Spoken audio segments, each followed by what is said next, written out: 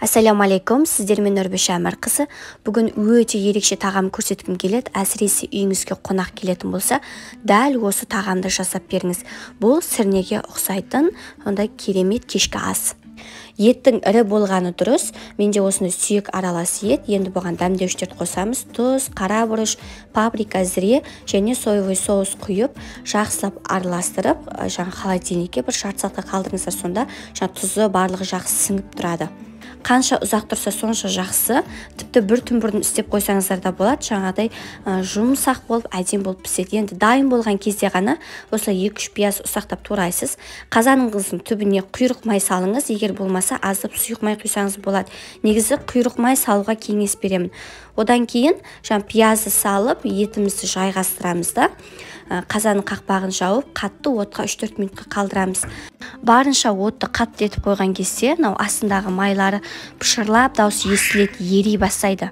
Сол кезде асын төмендетесте ең баяу отқа қақпағын ашпай, тиіспей 40 минутқа қалдырыңыз.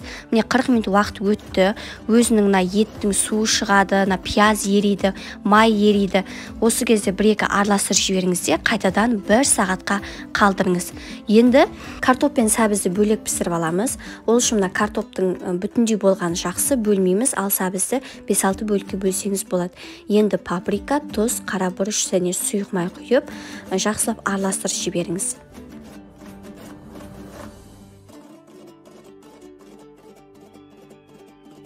Пештің табасына саламыз, астына пергамент қағазын төсеп жіберіңіздер. Осы кезде пешті қыздырып қойыңыз, 200 немесе 180 градусқа қызартып пісіріп аламыз.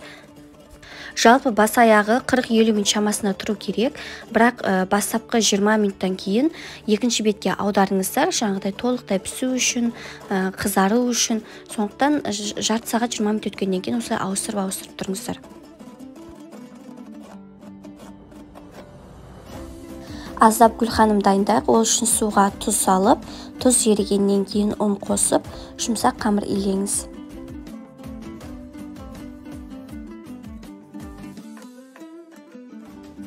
Жаюға ыңғайлы болу үшін салафанға салып 5-10 минутқа тұндырып қойыңыз. Осы аралықта аздап салмасын дайындаймыз. Бізге бір үлкен картоп, 2-3 пияз және құйрық май қосып, тұз салып жақсылап араластырып жіберіңіз.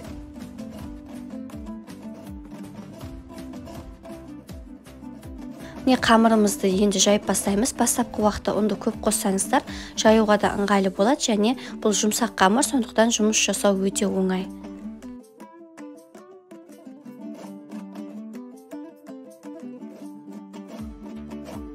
Қамырымызды жайып болдық. Енді осылай видеодағыдай етіп ұзынынан кесіп аламыз.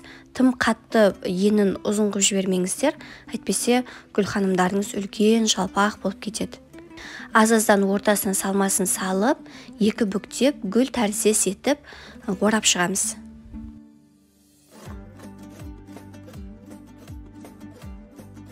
Міне осындай болады. Енді жан-жағын кішкене ашыңыздар осылай қолмен, сонда әдемі болып көрінеді. Осы кезде манты қазаныңызға суды құйып, оны қайнатуға қойып қойыңыздар. Сол кезде барлығы дайын тұрады.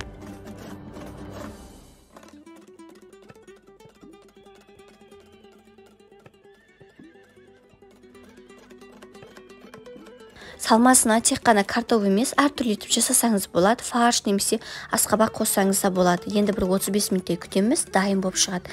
Біздің осы аралықта картоптарымыз пісіп шықты. Пышақтың көмегімен тексеріп алсаңыз болады. Жұмсақ болып тұр, сырты қаттылау болып тұрады жаңада. Яғни осы еттің үстіне қосамыз ғой, сол кезде тым қатты езіліп кетпейді. Енді барлығын саламыз жайғастырып, кішкене араластырып жіберіңіз. Осы кезде тұзын көрсеңіз де болады, егер аз болса тұз қосып жіберіңіз. Сосын қазанның қақпағын толықтай жауып, сол баяу отта 15-20 минутқа қалдырыңыз. Мен 20 минут ұстадым. Толықтай біздің тағамымыз дайын. Міне еттеріміз сондай жұмсақ болып тұр. Енді иісі керемет, дайындап көрген адам ғана білетін негізінде. Мына жақта гүл ханымымыз да пісіп қалды. Енді тарелкеге әдемілеп ұсыну ғана қалды. Бірінші картоптарды салып алыңыз, бірденен қазанмен аудармаңыз. Осылай жеке-жеке салсаңыз, артық майлары да түспейді. Жанына гүл ханымды орналастырыңыз. Одан кейін бетіне етті салыңыз. міндетті түрде дайындап көріңіздер. Менің жолдасым мынау қуырылған майлы тағамдарды жақсы көреді. Мен жиі жасамауға тырысамын негізінде, бірақ жаңа біз қазақ деген етті жақсы көреміз ғой. Жұмсақ болып піскен еттен еш уақытта да бас тартпаймыз. Қонақтарға да ұнайды деген сенімдемін.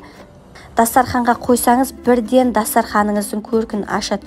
Сондай әдемі болып тұрады. Қалай етіп салсаңыз да, бұның оформлениесі, көзге көрінуі әдемі болып тұрады.